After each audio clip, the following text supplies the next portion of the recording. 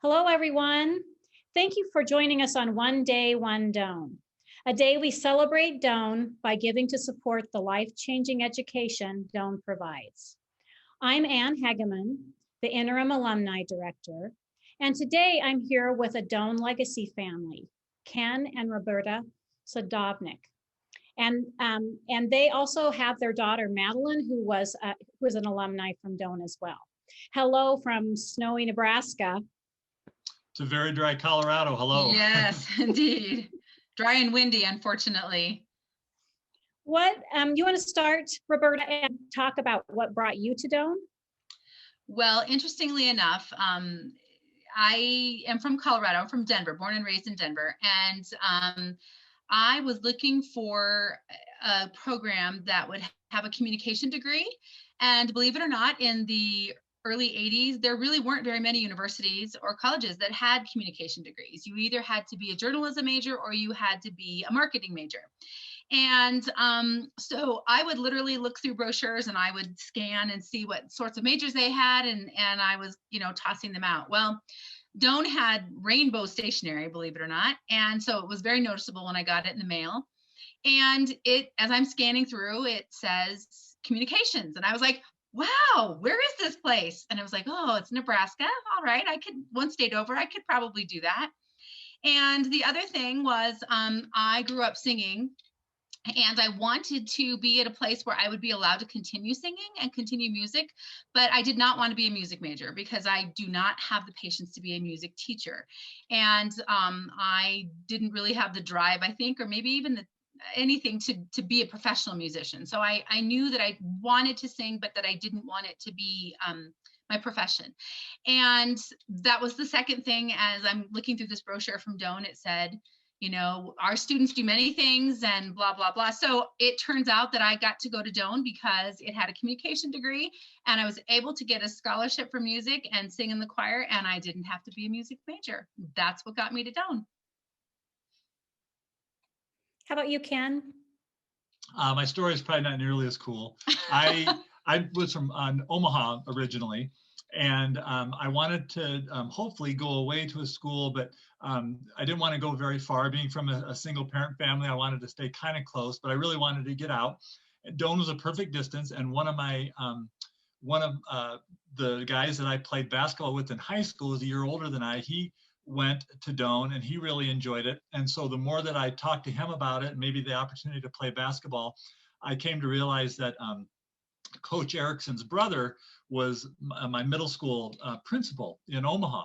And so I asked him a little bit about Doane, and he told me, his brother was the basketball coach there. And I went to one of the area meetings that they had and went for a visit. And that's the only school I really visited. I just felt like that would be a great place for me to go and spend 4 years.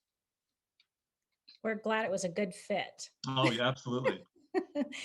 Roberta, tell us about who inspired you most during your time at Doane. Oh gosh, I don't know if I could really pick just one person. I really, probably two of the people, again, coming back to communications and music. Our music director at the time, our choir director was a woman named Linda Herstad, and she was fantastic. I loved singing in choir with her, and just had a lot of fun. And she made music fun, and she didn't make those of us who were non-music majors feel like we were not good musicians. That was very cool. I enjoyed the fact that we were all just musicians together and we could all make music together. That was great. And so I really enjoyed her. And then my communications professor was Dr. Linda Mann.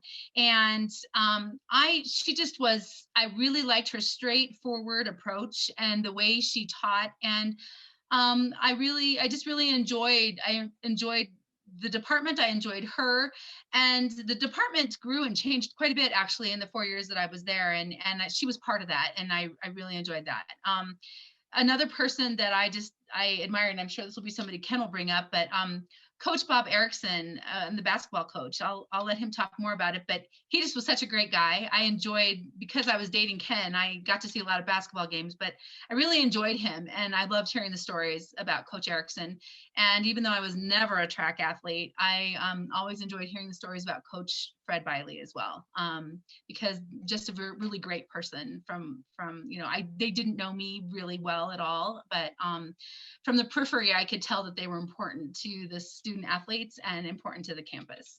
So I'd say that probably those folks had good impacts on me. Thank you. Ken, how about you? Who inspired you most at Doane? Again, there were a number of people, but if I had to select maybe just 2 or 3, I think it would definitely be Coach Erickson, just because we spent so much time together over the 4 years that I was there, and being the guys on the team and stuff like that. And just Coach Erickson was just such a great role model for me, and so much fun to be around, and just was a great family man. And I just, even though I wasn't even thinking about that at the time, I just admired how he could always separate, work and his family and stuff. And I just thought that was really cool. As far as professors go, my faculty advisor at the time was a sociology professor by the name of Dr. Laura Shively, and she was just great. She was the one who encouraged me to double major. And again, just like Roberta said with the communications, it was just a great professor. She was always so helpful, and the classes were fun and exciting to go. And we talked to friends going to other schools, and they'd be talking about skipping class. Like, I don't ever remember skipping one class. You didn't want to miss anything, And so her, and then just being fortunate enough to be involved in some of the leadership, different opportunities that Doane offered. I got to spend a lot of time with, the director of development at that time, Steve Rasmussen, and Dr. Heckman, at different events and stuff. And that was just like, well, how can you not love a place with people like that, running the show and knowing you by name and asking you to go to different speaking events and things like that they spoke at, but just to be there and talk to families or parents. And so there were just a lot of people, and it wasn't just senior year. It started it started end of freshman year, sophomore, junior, all 4 years. It was just a great experience. Yeah. It's a community that kind of surrounds you. Without a doubt. Yeah. So how did Doane help you achieve your goals? Roberta, do you want to start? Well, as a communication major, most of my jobs have dealt a lot with communication. I worked in corporate marketing and corporate training for about 20 years of my career. And then the last 15 years or so, I've been doing nonprofit work. And in my nonprofit job, it's been a lot of writing and a lot of speaking and a lot of donor management, which of course is communication. So it's been great. While I was not, I think just learning those basic communication skills really helped, because you can take them and apply them in so many different ways. And that's how I think Doane has helped me the most. It would be with those communication skills. I think for me, my main goal in going to Doane was I really wanted to get a college degree. No one in my family had gotten a college degree, and so I was kind of the first one, and that was really important to me. And so the day I graduated, I accomplished that goal. And I think the moving forward, then the thing that's helped me the most is that with any college, I think there's a lot of adversity, that comes up and so forth, and that's definitely what life is as well. And so learning how to handle that diversity, or that those different things that just happen on kind of your own, and just to kind of prepare you for life, and just, you never know what's going to happen with jobs or careers or families and things like that. And to not, just throw in the towel and say, well, I can't deal with this. I mean, dealing with all the diversity at Doane, for different things, really helped me in my own, personal life, with family, with friends, and with careers. So, goals accomplished, I guess, as far as that's concerned for me. Yeah, thank you for sharing. And now you're considered a legacy family, because you went to Doane, but also your daughter, Madeline, went to Doane. So what did you value about your child being at Doane? Oh gosh, well, first, to be honest, she didn't want to go to Doane. No, she really didn't. And it wasn't because anything that Doane did, it's because we went there. Right. And that was fine. And we did not make her go there, but we knew what she wanted to do, and that was to be a high school teacher. And we said, well, you know how much we can help you, and the rest is on your own and so forth. But one thing we are going to insist, you don't have to go to Doane, but you are going to visit Doane. And so we made her visit, and like most students, once she was there, she really enjoyed it. And the professors that she met with were fantastic. And they, she kind of rare, but she knew exactly what she wanted to do. She wanted to study abroad. She wanted to graduate in 4 years, and she wanted to do all this and still get her, secondary education and math degrees. And, Doane said, it's going to be tough, but you can do it. And she was up for the challenge. And it was, I think, probably the only school that she looked at. And she was an excellent student, and she could have gone a lot of different places, but I don't know that she could have had the experiences that she got in her 4 years at Doane anywhere else. And I think she knows that now too. She knows it was a great fit. And like we said, the only thing we insisted was that she goes and visits. She had zero interest in Doane. I mean, truly, she just did not want to follow in her mom and dad's footsteps, honestly. But like Ken said, we knew she wanted to be a high school math teacher. And we said to her, okay, there are very few things that we would insist upon, you looking at, but it's crazy. I mean, that's Doane's specialty, is teacher education. Like, you are nuts if you don't even look at it and just visit. Like, we drive past it on the way to Omaha to see family, and you need to stop and see. And so she did it. I mean, it was begrudging at first, but the more she started looking to just lots of different programs, lots of different places, and we visited a lot of different schools. I mean, it wasn't just Doane. We visited schools in Colorado. We visited schools in other schools in the Midwest, and she kept coming back to, gosh, I think I like the program at Doane the best. And so ultimately it was her decision to go to school there. And I think she's been grateful that she did. And she really accomplished quite a lot. We're very proud of all the things she's accomplished while she was at Doane. So that's how she got there, kind of because we made her take a look, but she ultimately made the decision. Thank you. How about sharing a favorite memory that you have about Doane?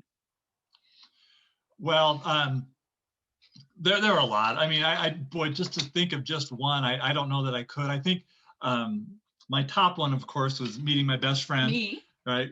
So she told me to say that when I know that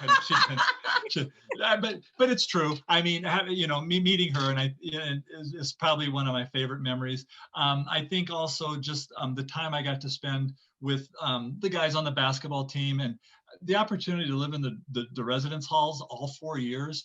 It was great. I mean, it's not anything, it's 4 years that you can't replicate doing anything else, to have some of your closest friends around you all the time, and the late night runs to Pizza Hut, or just staying in your room and visiting, and oh my gosh, it's 1:30 in the morning, I better start my homework type stuff. I mean, just stuff like that. And just there are way too many memories to mention. So I guess if I had to just pick one, it'd be all the people that I met there. Not only the students that I was with and my friends, but also the faculty, the staff, the people in all the various offices and things like that. They just made, the 4 years at Doane, the best 4 years of my life. And I still look back at that and think that today.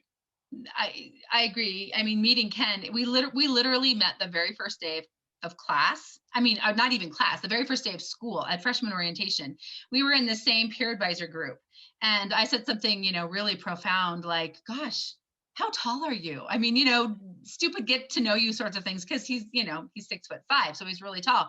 Anyway, it's silly, but we met each other that very first day. And I think probably one of the things that I love the most about Doane is the fact that being from a place like Denver, that's so big, and it's certainly not a New York or a Chicago or anything, but I grew up in small Catholic grade schools and high schools, and I was in a place always where the people were friendly and they were kind, and they spoke to you. And despite the fact that I was from a big city, I was still kind of looking for that. And that was one of the things I think I loved the most about Doane.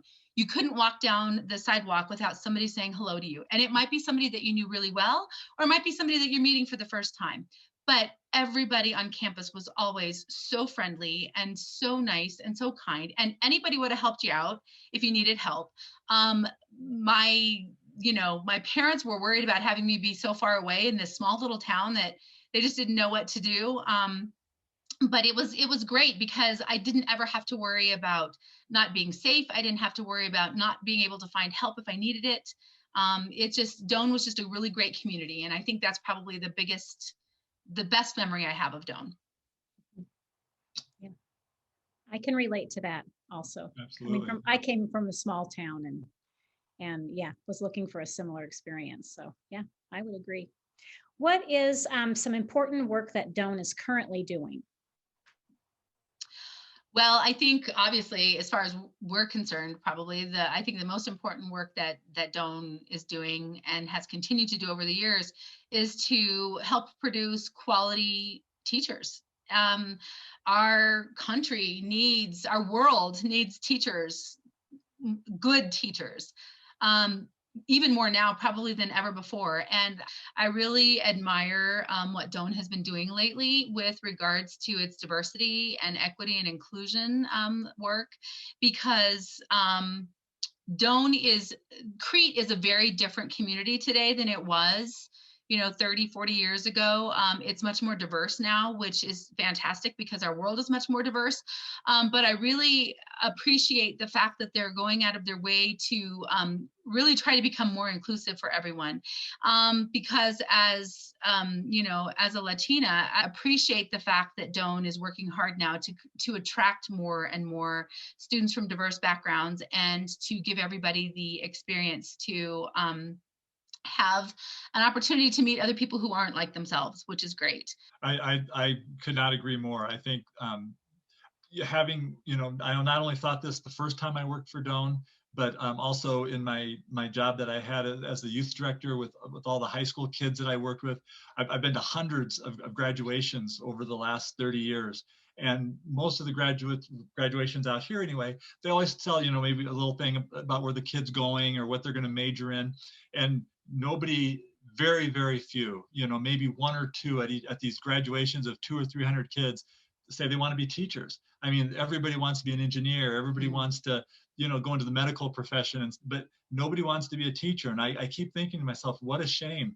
How are all these medical, students going to be taught if nobody wants to be a teacher anymore? And to have the faculty that Doane has, the program that they have, and to sell that the way they sell that, to try to attract, good teachers and have good teachers with that type of those gifts and talents graduate and go out to teach some of these other students. I think that's imperative, and I hope it's something that continues. And hopefully, by doing that, eventually, maybe not in our lifetime, but that'll switch, and you'll see more and more people wanting to be teachers, and not as many that are looking for always the highest paying job right off the bat, because somebody has to teach those people, and it just there's a shortage right now. I think it's not the first, second, or even third choice sometimes what students want to do. Yeah, that's true. So thank you. What inspires you to support Doane? Well, really, we support Doane. I support, first and foremost, because they ask. I mean, if you ask, then you'd be surprised at how many people are willing. Being in fundraising myself now, you have to ask, or else people don't just volunteer themselves.